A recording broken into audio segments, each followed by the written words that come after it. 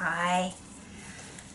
Well, now that you've watched about poverty, about cycles of abuse, about organizations, you've probably watched the documentary Precious. You may have looked at some of the other films we've recommended along the way, which we're going to imagine as documentaries. They may not actually be, but we're going to imagine them for the purposes of our course.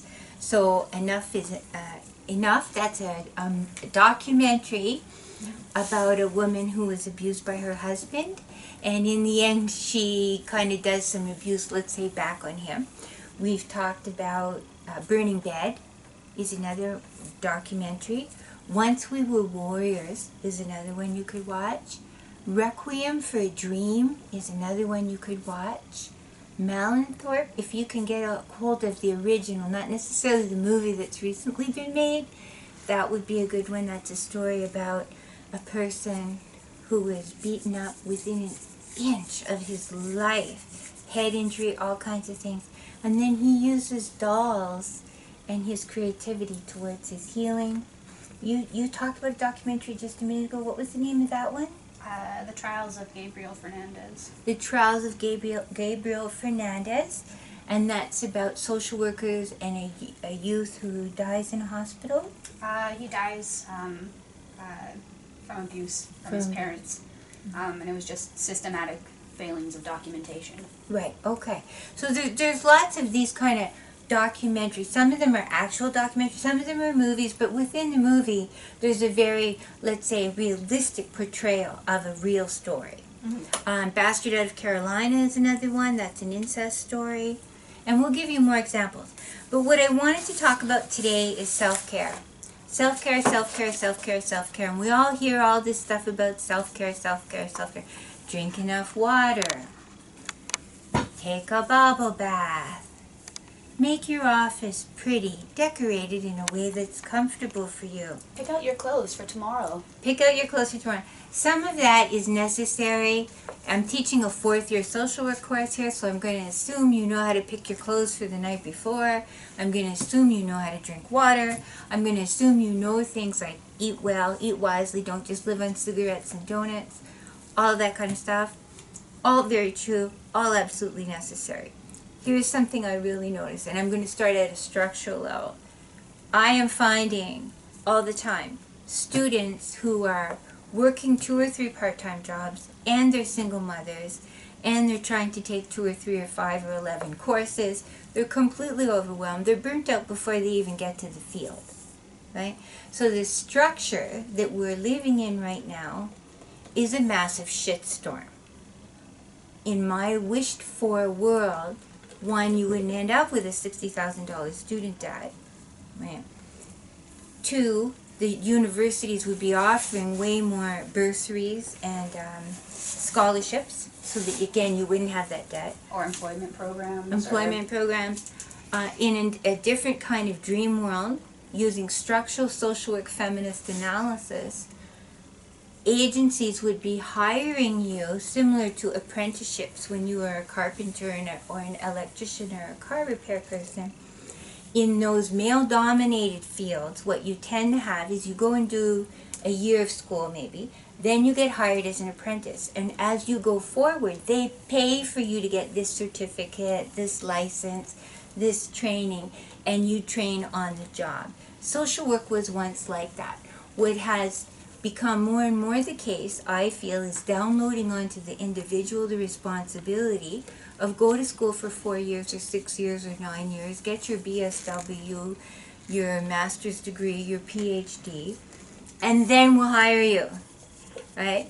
And then once we hire you, we'll still expect you on your own dime to go to this workshop, this conference, learn French, learn how to use computers, learn how to put all your courses on the web. Am I angry and bitter? You fucking bet I'm angry and bitter. Just letting a little bit of that out there as part of my own self-care, sharing, venting, developing solidarities, telling the truth. Yes, so, but these are, I'm kind of half playing with you here, but that's very much the pattern right now. That we're expected to go and buy all these resources. When I started in social work, we were not expected to pay a phone bill, to have at home a computer and a printer, and to have a portable computer we've purchased that's always with us everywhere we go. The assumption used to be is if your agency wanted you to have some equipment, hey, your agency would buy it and they would have you use it, right? But that's no longer the case. It might be the same in engineering or male-dominated professions, I'm not so sure. But from what I've heard, it's not as bad. Yeah. In terms of, I've heard women tell me stories of the woman is 40. These are true stories I'm telling you. A woman 40 years old ends up with, let's say, a $30,000 student debt to get her bachelor's in social work and goes and works in a women's shelter for $18 an hour with no benefits, no job security, and no upward mobility. Meanwhile, her 21-year-old son is working as a trucker, got trained by the trucking company, and he's making $22 an hour with benefits and a secure job. He kind of knows, okay, I work 40 hours a week. Sometimes in shelters we don't know, right? It's a little bit this, a little bit that. So the work that we're in as people who have a deep, soulful, I would say almost a mission, for me it has been a mission to do social work with victims of abuse. It's who I am. I didn't pick social work picked me. I can't get rid of it. It's like this big sticky thing all around me. But it wasn't like, oh, you know, I want to grow up and be a social worker. It just kind of happened. I was a social justice activist. I was a feminist. I was someone doing my own healing, my own processing. And 60 years old, I'm still bothered by these issues and working on these issues. Versus truck drivers, I don't think they, you know, oh my God, I must drive my truck today. It is my mission. Even if they don't pay me, I'm going to go drive a truck because I feel a need for the truck to be driven. It's a whole different worldview. It's a whole different species almost. But it is also a very gendered story. In general, the cleaning up of human misery has been part of women's care work. And part of what hasn't happened for us is seeing post-traumatic stress disorder and vicarious traumatization on us as a work-related injury. What will happen is, if you're showing up at work and you're overwhelmed, or you're showing up late, or you're leaving early, or you're not doing well with your clients, it will be put on you as you're not maintaining your professionalism, you're not following through on the requirements of the job. They might decrease your shifts, they might kind of edge you out of the agency, versus seeing this as you have become burnt out, worn down. And perhaps we might have contributed to that. And it is a work-related injury, similar to if the truck driver, if a wheel blew off on him and he ended up with a broken arm, the truck driving company and workers' compensation most likely would say, hey, how about you take a month off, get your arm healed, and then come back. Very often if we say, hey, I need a month off or 2 months off to heal from 20 years or 30 years of doing trauma witnessing, we'll be told, oh, well, we can't afford to care for you during that month. We can't afford to hire someone to replace you with your 118 case files, so you could quit. We'd hate to see you go, but you could quit or we could fire you. My own personal experience, and I know this will be controversial, is, and we said in a previous video, the organization will never love you. I have heard so many stories of people not feeling loved by their organization, that saying, I have been injured as a result of this work. My soul is destroyed. I feel so depressed. I'm not sleeping well. I've gained 50 pounds. I've lost 50 pounds. I can't deal with humans. As soon as my shift is over, I go home and I hide under my bed till the next day. What we have here is burnout, post-traumatic stress disorder, and in my ideal world, agencies would, one, be training us on their dime to manage these things in a more reasonable way. Mm-hmm. Two, be recognizing that you've worked for 6 months, you are entitled to a 2-week self-care healing session or something, right, where you get paid for the 2 weeks. Many of us, if we take 2 weeks off work, we don't get paid. They might say, okay, we recognize you need 2 weeks twice a year, but we can't afford to pay you. So you take 2 weeks unpaid leave. Well, many times because we're poor and we're still paying our student debt, we can't afford to lose 2 weeks or 4 weeks of wages, plus to pay $120 an hour for a therapist, right? So self-care, I believe, should be the federal, provincial government. Anybody who's hiring us to do this kind of working with abuse should also be building in that we get to see a very qualified therapist once a month for an hour or two if we wish it, paid for the 2 hours a month, and that the therapist gets paid. That would be my ideal care for us. Second, the therapist is not required to do any reporting back to the agency. Some agencies will say, well, you can go and get good clinical supervision from your boss. So if Carlene's my boss and the agency says I can go to Carlene and tell her any of my problems, 2 hours a month.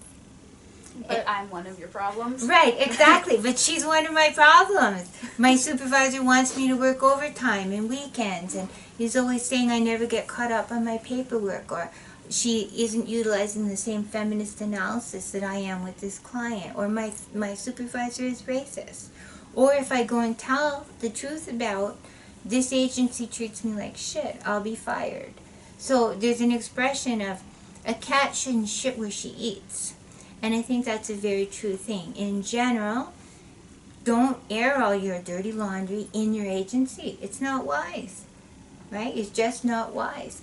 And it also inhibits people.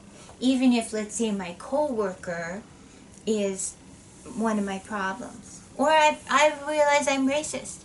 I'm not gonna say to my supervisor, 9 out of 10 of my clients are Indigenous, and sometimes I think maybe I'm racist, and sometimes I'm thinking I'm becoming more and more judgmental and oppressive towards Indigenous people now that I've worked with 8,000 emotionally injured Indigenous people. I'm starting to feel burnt out. You can't go and tell that to your Indigenous supervisor. People will only come and share their true bruises and wounds and self-doubts and confusions and angst and their own flashbacks, their own nightmares, their own abuse. Maybe her own boyfriend is beating her up. Maybe her son is beating her up or stealing all her money. Right? She's not going to go and talk about that in her own agency. If we set it up to say, oh, well, you are entitled to come see your supervisor twice a month for clinical supervision. There's a difference between supervision and clinical supervision. Let's be really clear about that. Supervision is I go to Carlene, my boss, and I say, I've been working with these 10 clients. I'm starting to notice a pattern.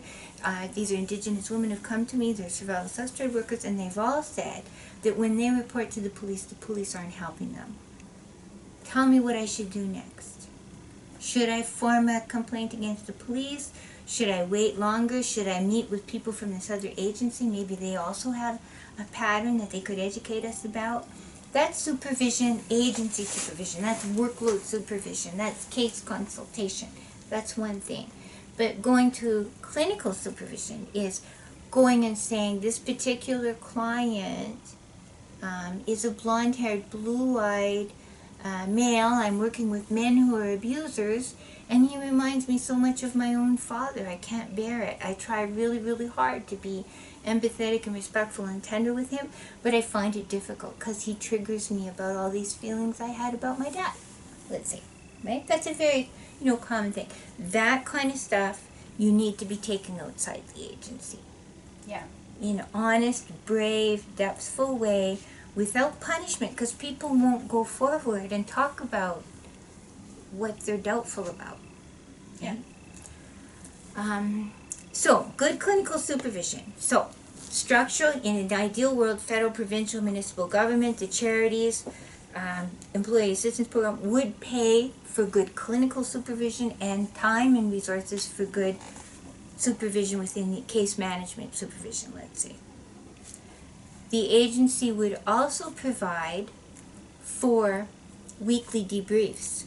So, for example, I know of one agency here in town that sounds like it's pretty stellar. If I ever wanted to go look for a job, I won't say which agency, but, well, two now that I'm thinking of it, who once a week, all the staff meets for a couple hours. They say, what was your best moment this week? What was your worst moment this week? Let's eat some cake. What are you going to do next week? If there was one thing that your peers could do for you next week, what would that one thing be? Right? To share and debrief like that, where you're talking about work and workload and work struggles in a way that's designed for mentoring, balance, positivity, growth, and healing. Well, it's funny that you say that, because that's kind of like the equivalent in a social work thing to a safety meeting. Because we have, when I was working for a parks department, we had monthly safety meetings where we talked about all of the workplace incidents, what we needed to do to prevent it, if there was anything that we were struggling with. I would guess that when you say parks, probably that was more designed by guys and wanting to support each other, right? And maybe a little bit more women sometimes as a woman's profession. I know it's not exclusively, but in a general pattern, okay? In a general pattern, the resources aren't there for us, and it's not seen as safety. You're saying this is a safety issue. We want to talk about, is the equipment working? Did we do this too quickly? Should we have fixed this thing sooner? But here in social work, it's not seen as safety. It's seen as, you're just sharing your feelings. Or maybe you're just wasting time on a Friday, right? And I'm making the case, as I see you quickly got with, is that this is a safety issue. This is about burnout and being overwhelmed and being depressed. You can only bring your clients to where you are or where you've been. Mental health is still health. Yeah, exactly. That's what we want as a feminist analysis. We want to have a place where we go to work every day and feel trusted and trusting. We want to feel empathized with ourselves. We want to feel respected. We want to feel embraced. All of those things promote health in an organization. And to know we're going to make mistakes. Some days you're going to drop the ball. Some day you won't get caught up with your paperwork. Just forgive yourself, and your supervisor should forgive you. Especially if you're being given more work than you could ever personally manage, right? Some agencies, people will say, there's no possible way I could ever catch up. I've been here 10 years, I get promoted, but I've never actually caught up. Well, what is that saying about your organization? Yeah, we also had that too in parks, where we had routes that were designed by people that hadn't actually driven them. So it was designed for an 8-hour workday, but we timed it, and it was just 8 hours of driving. Right, never mind the actual work. Yes, exactly. Exactly. All of that stuff, again, in the north, where we might be told, here's the number of clients you should be able to see and how you should see them. Well, that formula, that template, that ratio of hours and tasks to person, that might have been designed in Vancouver 20 years ago. And it's not the same here if you're doing, let's say, client home visits, and you have to drive an hour and a half this way to see the client, and then you see the other client, it's an hour and a half that way. Well, your day is very different than if you're in downtown Vancouver, where you can just maybe hop on a bus and quickly see the next person, right? Very different. So we need to be in control of our work lives to be doing self-care. So bring this full circle. Self-care is not just making sure you drink your water, making sure you eat some protein, making sure that you pick your clothes out the night before and all that, your time management stuff. It's managing your soul. In social work, working with victims, you're going to hear horror stories that are going to give you nightmares. It is inevitable. Hopefully it isn't 10 horror stories on the same day, but you will hear those things. You will sooner or later have a client who suicides. You have a client who ends up dead.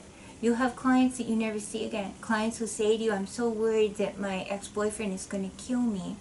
And she sees you 5 times and tells you this kind of stuff.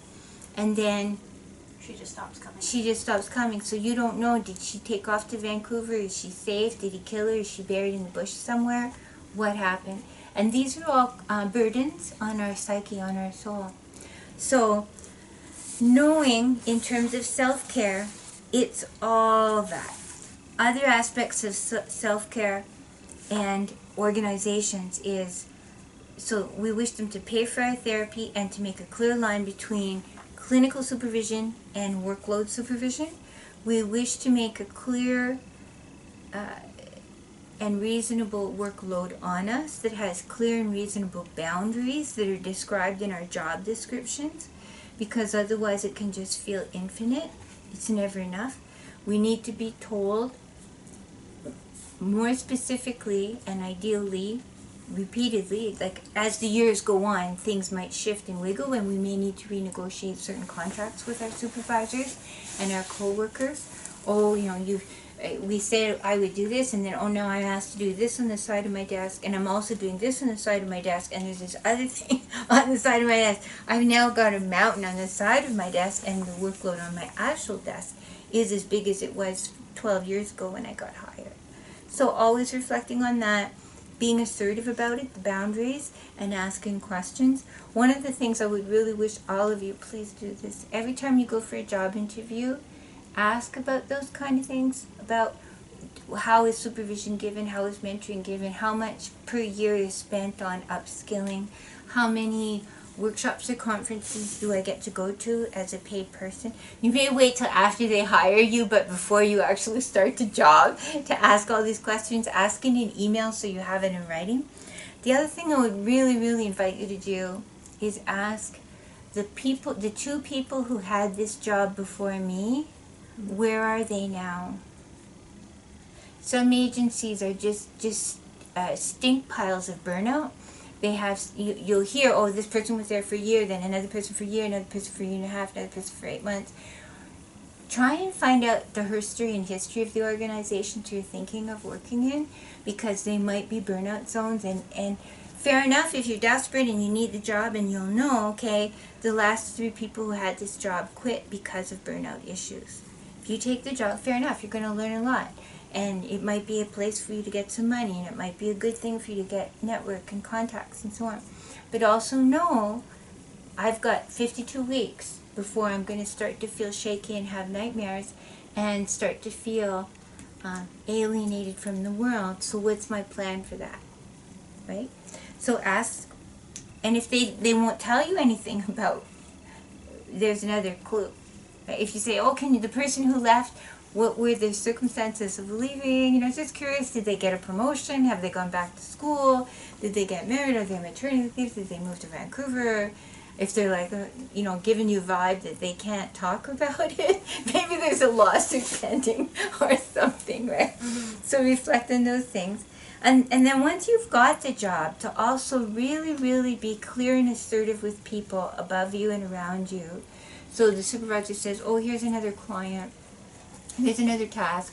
Here's a conference I want you to organize. What I would wish you to always do is zing back to them.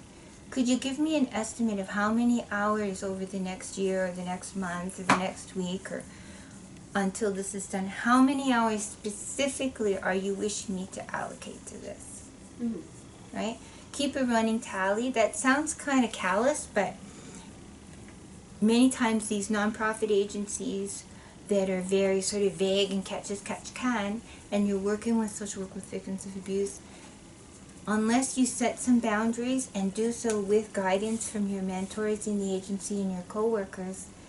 So if they say, okay, we're going to give you 10 more clients, you've already got 20 clients, and then somebody 2 weeks later says, well, we also would like you to facilitate this grief group on Wednesdays. And we're thinking it would be so fabulous for you to write the report for the year-end annual general membership meeting. With each thing, say, when you say, so dear boss, when you say you want me to write the report, how many pages are you expecting? Who wrote it last time? What data are you expecting me to capture in that? Do you have a copy of last year's? Do you have a copy of last year's? How many hours specifically are you wishing me to put into this? If she writes back and says, well, 1 hour, okay, do your best. Level of detail. Do your best with the 1 hour. Send it to her. Say, I'm glad I've concluded the 1 hour that you allocated me. I'm now going back to working one-on-one with clients. Okay, so that gives your soul some clarity. Otherwise, you can feel that you're at the bottom of some kind of a storm or a tsunami, and being able to do that back and forth with your colleagues and your supervisor. At some point, the supervisor might say, oh, well, now that you keep zinging these things back to me, I'm realizing I need to do some kind of grant proposal and hire another person, or I need to take this Wednesday grief group and send it back to the hospital and say, sorry, we can't do that in our agency. We would love to, and we know there's a lot of grief out there, but we can't take on this responsibility because my workers already have too many one-on-one clients. Or not. But then you don't go home at night and kind of ruminate and kind of almost self-abuse and say, I should have stayed 2 extra hours at work and got that report done. Because if you're always staying 2 extra hours, you're going to get really burnt out and exhausted, and you're going to feel defeated and discouraged in the long run. So, all this stuff, a very quick question that I would invite you to ask if you're in these kind of agencies is ask, who is doing this similar work in another province or community? Who's my parallel, who's my twin, or my triplet, or my sibling in Kelowna, or Quesnel, or Fort St. John? Sometimes setting up a network of support people like that can be very helpful, and that's part of your self-care. So if you're feeling overwhelmed and stuck with a client, so you have a client who is sexually assaulted, but who also has schizophrenia, but who also is using different kinds of street drugs, but also tells you she thinks she has clinical depression. Ooh, that's a lot of things to be kind of figuring out. And maybe your agency supervisor doesn't know either. They're not going to know everything about everything. They might have 85 other employees they're supervising. So if you know, okay, there's a person with the same job description doing similar work in Kelowna, and I can phone her every 2 weeks and have a 1-hour consult with her, and my boss knows, and my boss is prepared to pay for my 1 hour of consult with that peer, yay. Yay. It'll build your confidence and your clarity, and it might help you do better work, better quality work with that client who has that cluster of struggles. And another thing that I wanted to say, similar to what I want to say to students all the time, I'm sorry the universe sucks for you, but you can't dump that on your clients, and don't dump it on your peers. So if someone says, look, I have 4 kids, and I have to go home and take care of my 4 kids, plus I have a 30-hour-a-week job, plus I'm taking 5 classes, so what do you want me to do with all this? Well, I honestly don't know what you need to do with all this, but it's too much. Something's got to get thinned down. I don't know. It's not up to me to make those choices for you, but if you're in an agency doing this kind of intense work, and you find yourself feeling abrupt, or impatient or judgmental with your clients, maybe you've got to send your kids to go be with their grandma for a couple weeks, or maybe, I don't know, sell your car, sell your house, move to a dump. I don't know what the answers are for each person, but your client doesn't deserve to be abused again by you sitting in sessions with them where you're thinking about, did you or didn't you move the laundry from the washer to the dryer? Did you or didn't you remember to help your kid with their homework assignment? Blah, blah, blah. You need to be with these clients 100% fully attuned and present. They're going to tell you intense stuff, and they're going to probably blast a lot of data at you at the same time. And you don't want to be mixing up, oh, that was the 13th time he sexually assaulted her, or maybe she was 13 when he sexually assaulted her, or was that 13 years ago? What did she say? That is so insulting. When someone has been abused, they have shame. They feel they've been erased, diminished. They feel insignificant. Their self-esteem is eroded. All the stuff we've talked about. If you're the one person they're telling their true, depthful soul story to, and you fall asleep while they're talking, to me, that's as abusive as the cops we've seen who pushed the elderly man down, or who put a knee on the throat of the black man in America that they're all protesting about. I personally have heard stories like that, where the social worker's fallen asleep because she's so overwhelmed. If it's up to me, I'd fire you on the spot for that. You should be more responsible than that, and you're responsible for being wakey when you're with your clients. If you have a headache, go home, book off. Sorry, maybe you're going to lose a half a day of wages, I don't know what your answer is, but if you have a headache and you're feeling brisk and snarly, I don't want you working with victims of abuse, because they've already put up with enough shit in this world. And you don't need to do them another disservice. Don't do them another disservice. It's better to cancel and reschedule. And make sure you do it as soon as you feel the headache coming on, that you do phone and cancel and reschedule and apologize and all that stuff. Mm-hmm. So, also I would recommend, and I know this is the ideal, that all your life you're going to be in therapy. You are going to need a clinical support system. I've been in and out of therapy for 30 years. I still have someone I go see. I pay the $120. That's part of the work. I also am a registered social worker. I also go to workshops and conferences. I also buy the books. You have a moral obligation. If you're going to do this kind of work, you need to be competent at doing it. You need to know what your own limits are. You need to be truthful with your clients, your peers, and your supervisors about what your own limits are. So, for example, if you're in the midst of a divorce where your ex beat you up, you want to make sure when you're working with clients who are being beaten up or have been beaten up, that you're not mushing up your stuff with their stuff. That you're really clear, oh, I'm angry at my ex. She might not be angry at her ex. She might be sad. Mm-hmm. Right? And so you're like, yeah, I know, these men are bastards, aren't they? That's not what she was just talking about. She was saying she misses him. She might be angry too, but that's next session. Well, yeah, you mentioned like weird emotions or whatever. Yeah, people are inappropriate or seeming inappropriate. Yeah, people are all of a swirl. They're all kinds of stuff, and so are you. But if you're in the midst of something, you need to figure out how to not be splatting that on your clients. So, some of the things that on a more micro level, I just want to kind of wrap this up with this part. Make sure you are doing good nutrition. I know it's such a basic, but many of us do feel like living on donuts and popcorn. Exercise, go for walks. Have some hobbies that are meaningful to you. And it's a slow slide where you think, oh, you know, I love knitting, or I love gardening, or I love this, or I love that. And then what happens is you come home from work and you're tired, so you say, I'm not going to do those things. I'm going to just eat donuts in front of the TV. It's a very human pattern. But the more you eat donuts in front of the TV, the more you might, over the years or the months, become less healthy, right? And then you're bringing that sort of foggy brainness into your workplace. Good nutrition, some walking, some hobbies, lots of cats and dogs in your life, opossums, whatever it is, squirrels, gerbils. Have some creative creatures in your life. A lot of people around here have horses. Horses are a thing in northern BC. So also, just stating again, networking. Having peers in your exact job, but also having peers who aren't in your exact job. So if I have a friend who's a social worker, but she works with the elderly, helping them get their pension and stuff like that, and I have another friend who's in social work, but she works with little children who have disabilities, and I work with social work and rape victims and the court system.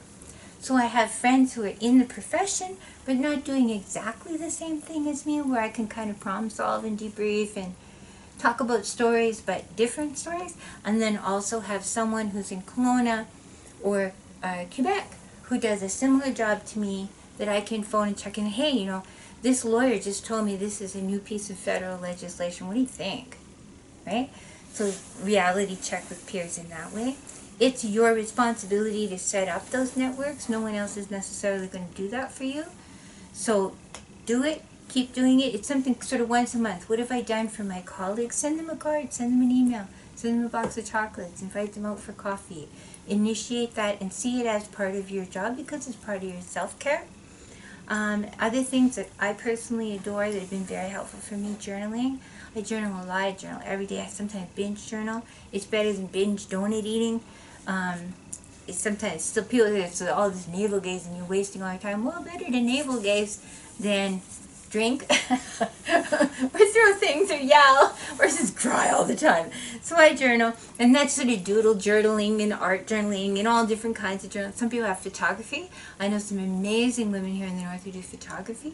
So they actually go out once a week for 3 hours to a pond or to a river and they do photography, nature photography, and they go by themselves and they find it almost like go to church. Really cathartic. Cathartic and meaningful. So do that maybe. For me, attend to your dreams. I journal about my dreams. I really pay attention to my dreams.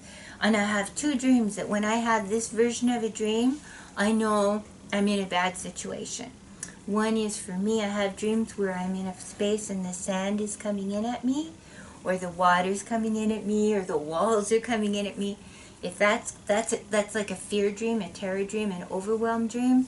So now I'll wake up and think, okay, I have to resign from some committee today, or I have to ask for a day off, or I have to just sleep for a day, or the world is literally, in my dreams, literally coming in on me and is fixating me. I know the pattern and I know what it means when I have that kind of dream.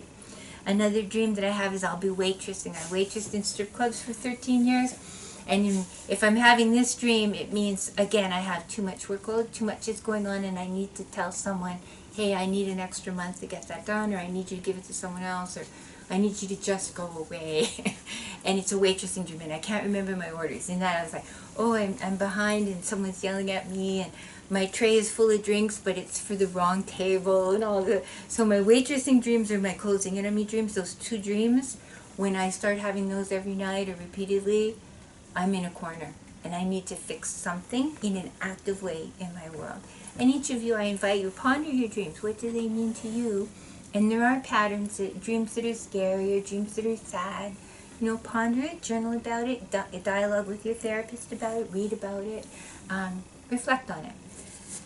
And the other obvious, go for ongoing training, become a registered social worker, go to workshops, get membership in different kind of groups and clubs, practice good boundaries, and pace yourself. It's okay to say, again, I have students who say, oh my God, I'm 22, I have to finish my master's degree. No, you don't. You're 22. It's okay to, instead of using the formula of, I have to finish a Bachelor of Social Work in a 4-year period because then I'll be 26 or something. You could do your degree over 5 years or 6 years. You could do it part-time. You could work for a year full-time and then part-time. You can mix and match all these things. Many times people have a formula in their mind. Oh, I'm 29, I have to have 2 babies. No, you don't. You could have no babies. You could have 1 baby. There's different ways. You could ask your job, could I have a semester off and then I'll go a 40-hour week for a semester and then a 20-hour week?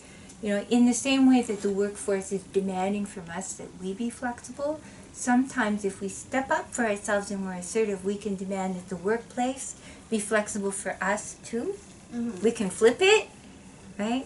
And then you can get yourself some wiggle space and finish that semester of courses or something. Mm-hmm. Call on the world, demand from the world that it gives you space to wiggle. And if you have formulas in your mind, maybe you need to let some of them go. That, we have to have a 2-car garage. We're buying a house and we have to have a 2-car garage. No, actually, you could just rent a dump for the next 2 years while you're going to school, right? It's okay. Live in a dump. Dumps are okay.